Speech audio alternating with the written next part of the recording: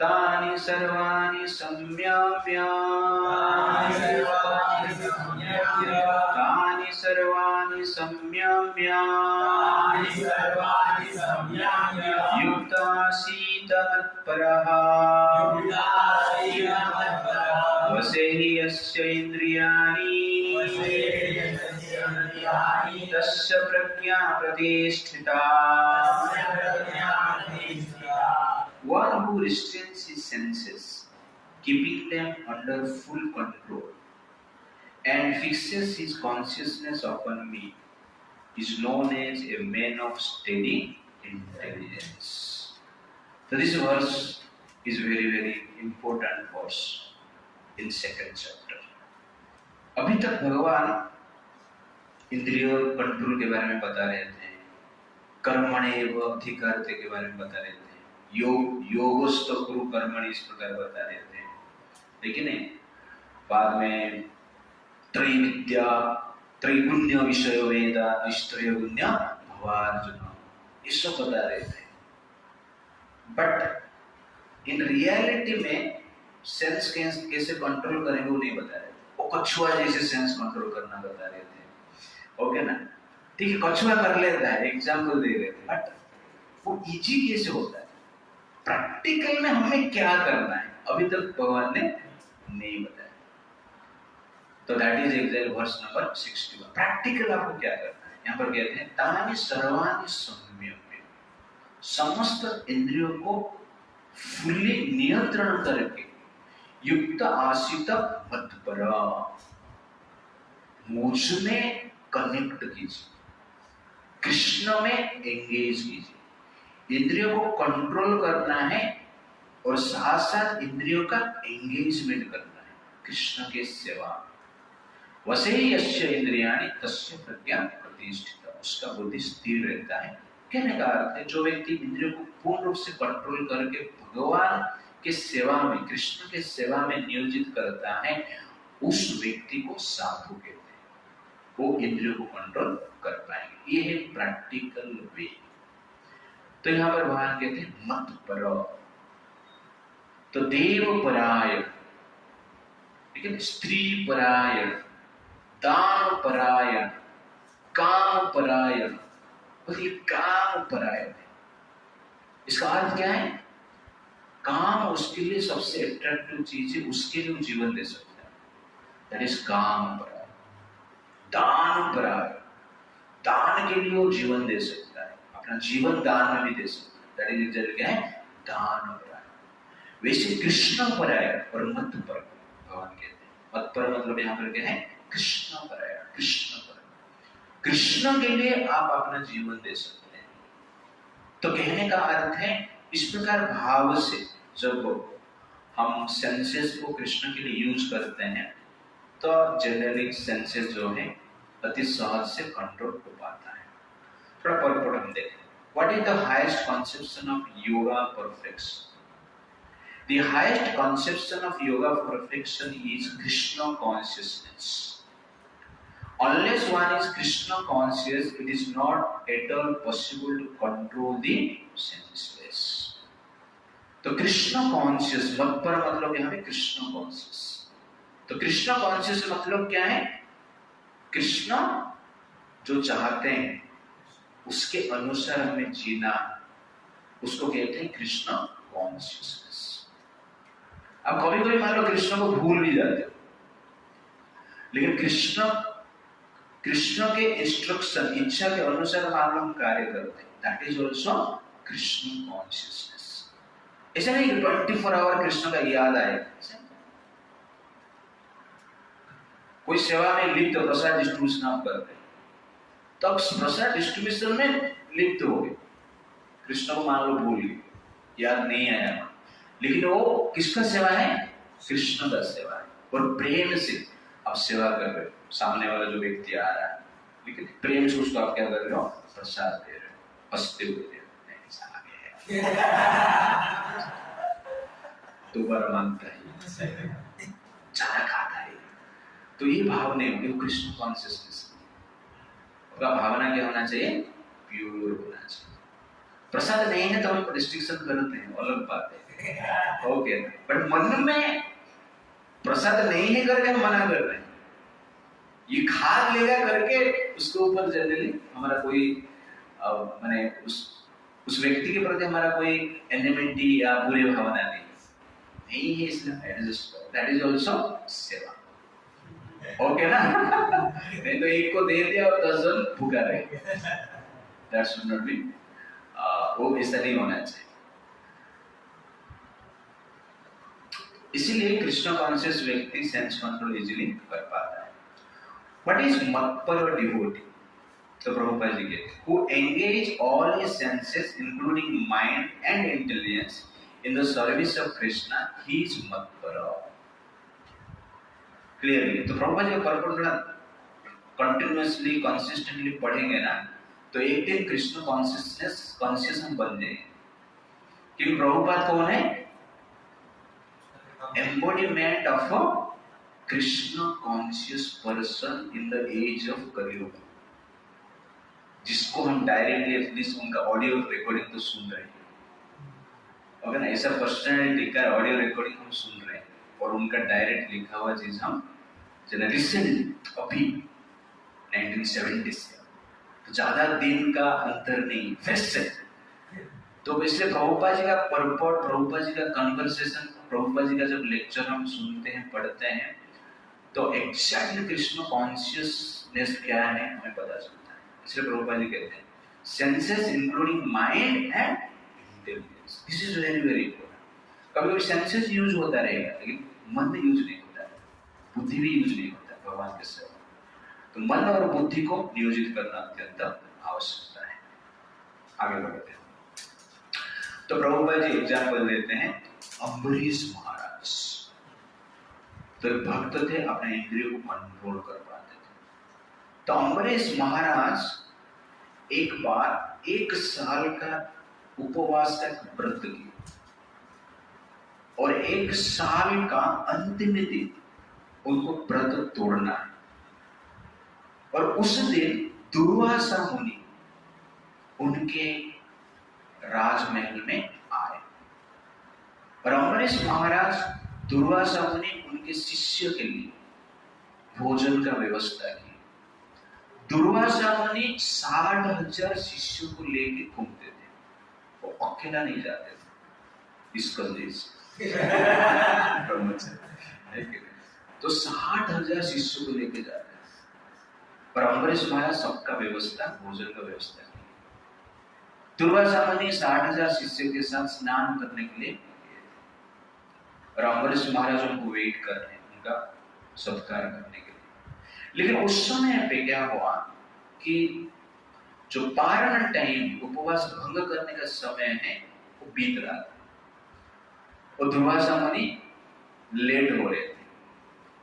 तो उस समय उन्होंने ब्राह्मण को पूछे कि मुझे क्या करना चाहिए कि अतिथि आए, वो भी दुर्वासा मुनि, शिव जी का अवतार है और क्रोधित हो जाते, तो मैं क्या करूं? तो ब्राह्मण ने कहा कि आप तो खाना नहीं खा सकते लेकिन पानी पी सकते हैं। तो 1 साल का निर्जल उपवास। कितना साल का? 1 साल, ठीक है ना? अभी निर्जल उपवास आ रहा है 24 आवर करेगा, ओके ना? 1 साल का किए और 1 साल के बाद तोड़ने वाले थे। तो ब्राह्मण ने कहा तोड़ना तो जरूरी है नियम के अनुसार, ठीक है आप पानी से तोड़ लीजिए। उपवास किस में तोड़े हो? पानी से, ओके।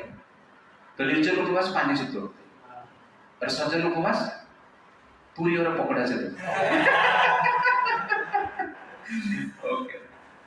तो पानी पी, तो दुर्वासा मुनि आए। तो उनको पता चला कि मैं आने से पहले अम्बरीश ने उपवास तोड़ दिया, ये मेरा अपमान है।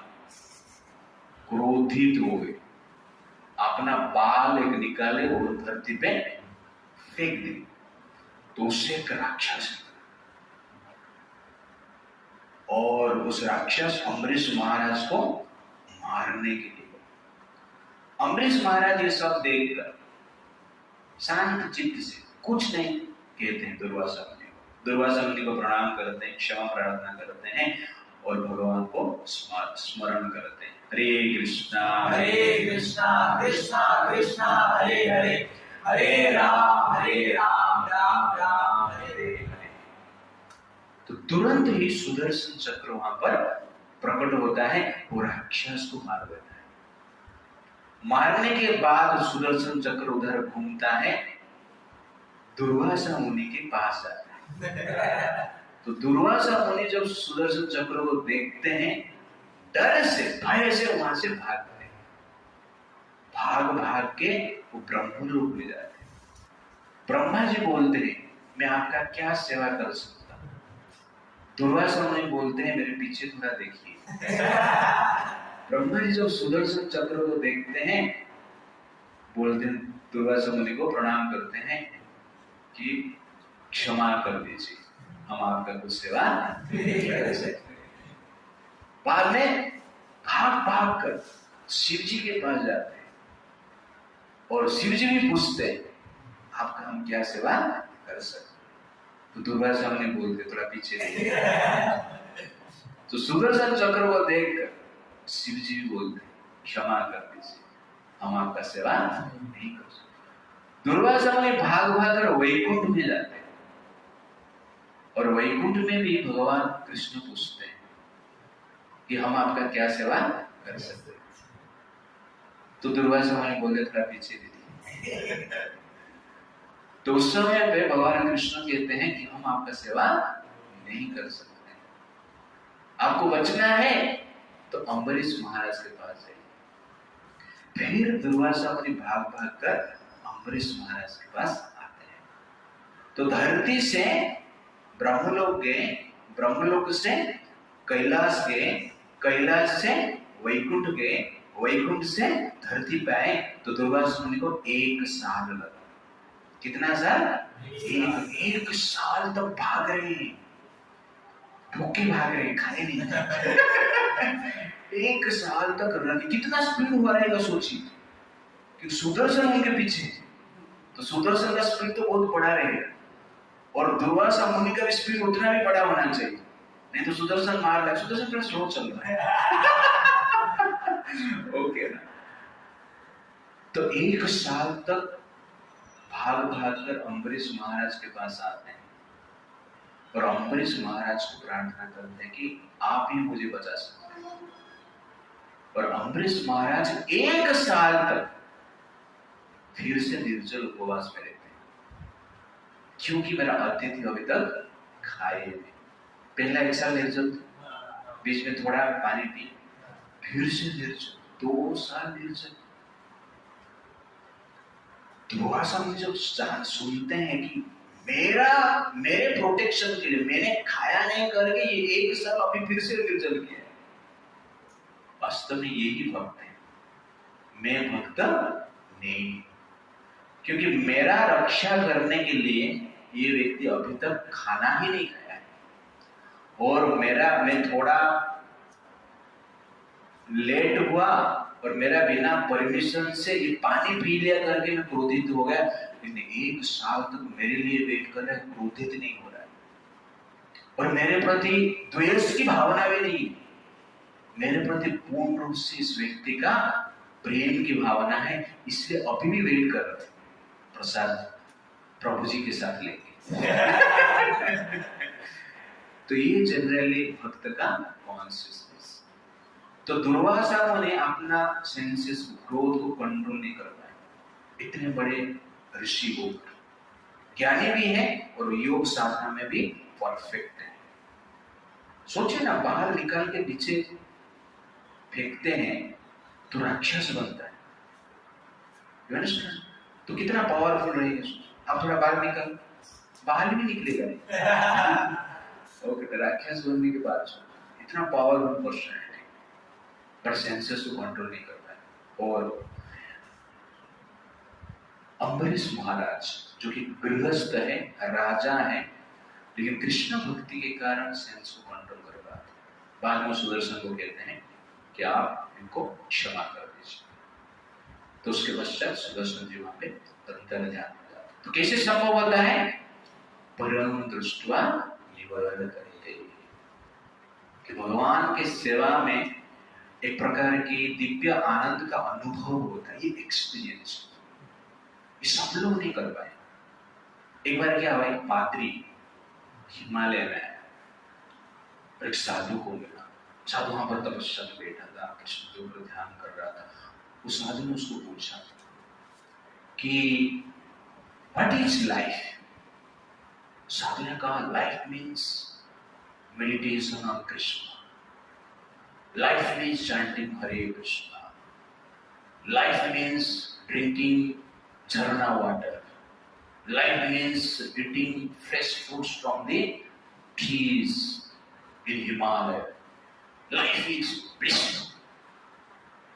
तो पादरी ने कहा लेकिन life is not bliss, life is painful. तो साधु ने कहा I am speaking about my life, not your okay. तो दिस इज एक्चुअली क्या है, एक्सपीरियंस। तो स्पिरिचुअल लाइफ जो है एक अनुभूति, बुद्धि से स्पिरिचुअल अनुभूति आप नहीं कर पाएंगे और मन से नहीं कर पाएंगे, इंद्रिय से भी नहीं कर पाएंगे। ये एक अनुभव है, एक समय पे आपको प्राप्त होगा और बीच बीच में भी आपको प्राप्त होता रहेगा। हरे कृष्णा में आप आए हैं तो एक प्रकार की स्पेशल आनंद का अनुभव आप लोगों ने किया रहेगा। बाद में होता नहीं अलग बात है, ओके, लेकिन वो आनंद को याद करके लगता है एक दिन ऐसा होगा। वो होप में हम क्या करते हैं, चलते हैं। और भगवान जानबूझकर क्या करते हैं, थोड़ा स्पिरिचुअल ब्लिस जो है हर व्यक्ति को देते हैं, जो भी हरे कृष्णा में नया हो पुराना हो कोई भी हो, डाकू हो गुंडा भी हो, उसको आनंद प्रदान करते हैं भगवान, क्योंकि वो आनंद के कारण क्या करेगा, आगे कृष्ण भक्ति करने की प्रयास करेगा। तो अम्बरीश महाराज का लाइफस्टाइल कैसे था, प्रभुपाद जी पर लिखते हैं, स वै मनः कृष्ण पदारविन्दयोः वच्चांसि वैकुण्ठ गुणानुवर्णने करो हरेर्मन्दिर मार्जनादिषु श्रुतिं चकार अच्युत सत्कथाउदये मुकुन्द लिंगलया दर्शने दृश्यो तद्भुत्य गात्र स्पर्शे अंग संगमम् घ्राणं च तत्पाद सरोज सौरभे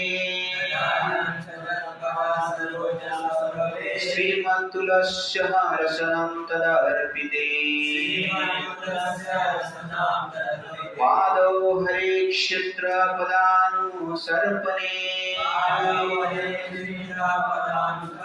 शिर ऋषिकेश पदाभिवन्दने कामं च दास्य न तु काम काम्यया यथा उत्तम श्लोक जनाश्रयरतिः। तो इसको हम याद करेंगे अपना सेशन में बाद में, ठीक है ना। बट सुंदर वर्ष है। तो दुर्वासा मुनि तपस्या कर रहे थे जंगल में जाकर, एक पैर में खड़ा होकर, कभी खाते नहीं थे, कभी नहीं खाते, कभी पीते नहीं थे, इस प्रकार तपस्या कर रहे थे।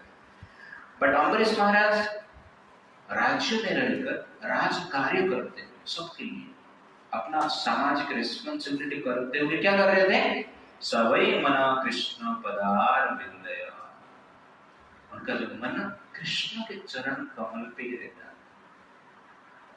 राजकीय रिस्पॉन्सिबिलिटी उनका था, लेकिन मन किसका ध्यान करता था, कृष्ण का चरण को ध्यान करता था।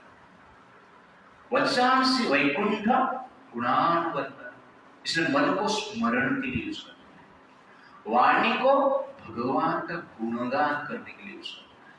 इसलिए एंड में हमारा श्रवण प्रभु आज थोड़ा गुणगान करेंगे, ठीक है ना, प्रेजेंटेशन देंगे 5 मिनट का, ठीक है ना। हमारा जो लास्ट टाइम हमने डिस्कशन किए थे उसको हमने कर नहीं पाया, बट करेंगे। तो वंशांसी वैकुंठ गुणान वाणी को भगवान के बातचीत में लगाइए। जब हम मिलते हैं कृष्ण के बारे में चर्चा करना चाहिए। क्या कौन से श्लोक याद किए ऋतु आज बता करो, ठीक है? तो ये डिस्कशन होना चाहिए। करो हरे मंदिर मार्जनादिश, जो करो हाथ है भगवान के मंदिर को मार्जना करने में, साफ सफाई करने में, भगवान के सेवा करने में हाथ को नियोजित करना। जैसे हमारा आलोक प्रभु तो इनिशिएटिव लिए थे बीच में, जनरली हमारा मंदिर को अल्टर को साफ सफाई करना, नया जो सब कुछ बनाया, तो बीच में आलोक प्रभु आके सेवा कर रहे थे। दिस इज एक्चुअली करो हरे मंदिर मार्जना आदिश। और प्रभुपा जी अभी सेवा चल रहा है, तो हाथ को भगवान की सेवा में नियोजित करते हैं। श्रुति चकर अच्युत सत कथा बोलते, और श्रुति है कान है भगवान के गुण चरित्र सुनने के लिए, हरि चरित्र सुनने के लिए कान को यूज करना चाहिए, नारी चरित्र सुनने के लिए यूज नहीं करना चाहिए। ज्यादातर लोग आजकल के हैं नारी चरित्र सुनते हैं, लेकिन हरि चरित्र नहीं सुनते हैं। मुकुंद लिंगलया दर्शनीय दृश्य, और भगवान का जो मूर्ति है, डीटी रूप है, उसके लिए आंखों को यूज किया जाता है। सब कुछ रिप्लेसमेंट है, हर अंग का क्या है रिप्लेसमेंट, खाली से हम छोड़ नहीं सकते। इसलिए आंख को भगवान का रूप का दर्शन करने के लिए मेडिटेशन में लगाना चाहिए। तद्भृत्य गात्र स्पर्श अंग संग, और स्पर्श इंद्रिय जो है वो भगवान के भक्त को स्पर्श करने के लिए यूज करना चाहिए, प्रणाम करने के लिए, आलिंगन करने के लिए, हैंडशेक करने के लिए। हैंडशेक की एक जनरली भारतीय ही परंपरा है। ब्रह्मा जी पहले जब कृष्ण को दर्शन किए, ओके ना, पहले ब्रह्मा जी मेडिटेशन किए, उसके बाद भगवान कृष्ण 100 सेलेस्टियल ईयर के बाद, नहीं 1000 सेलेस्टियल ईयर के बाद दर्शन दिए कृष्ण। तो कृष्ण ब्रह्मा जी के साथ क्या किए हैंडशेक। तो हायर स्टेटस ऑफ लाइफ में हैंडशेक होता है, ओके ना। और सबसे जो लोअर स्टेटस रहते हैं वहां पे किस करते हैं, ओके ना, मुंह को मुंह मिलाते हैं, जो भी वेस्टर्न वर्ल्ड में होता है। तो हायर में हैंडशेक, लोएस्ट में किस करता है, ओके। तो ब्रह्मा और कृष्ण का पहले हैंडशेक। हैंडशेक जो है ये वेस्टर्न कल्चर नहीं, ये कौन सा कल्चर है, वैकुंठ कल्चर है, ओके ना, गोलोक का कल्चर। वहां पे भगवान पहले ब्रह्मा जी के साथ हैंडशेक करते हैं। लेकिन जनरल स्टेट में हैंडशेक नहीं करना चाहिए। क्यों नहीं करना चाहिए पता नहीं, हाथ धोएंगे ठीक है, किसको भी टच करके आया रहेगा, इसलिए हैंडशेक करेगा तो प्रॉब्लम है। नहा के भी नहीं आया रहेगा, तुम हैंडशेक करेगा तो क्या होगा, कोरोना हो जाएगा, ओके ना। इसलिए क्या करना है, नमस्ते। नमस्ते में तो प्रोटेक्शन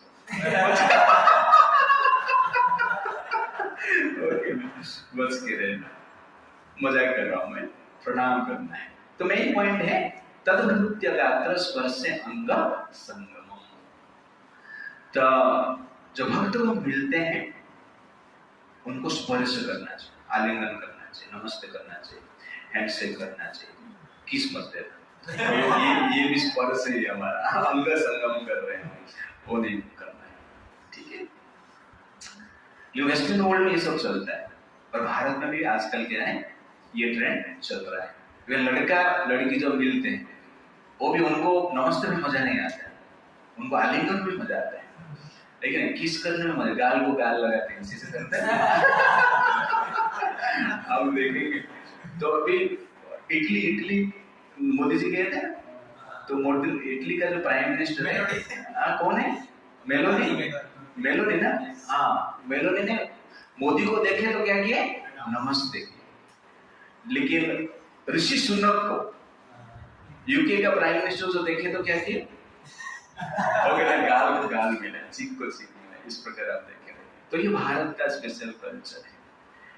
घ्राणम च तत्पाद सरोजम सौरभे, और घ्राण भगवान को अर्पित जो फूल है उसको क्या करना चाहिए, हमें सूंघना चाहिए। तो कभी भी मंदिर में आते हैं तो फूल भगवान को अर्पण जो किया गया है उसको सूंघना चाहिए।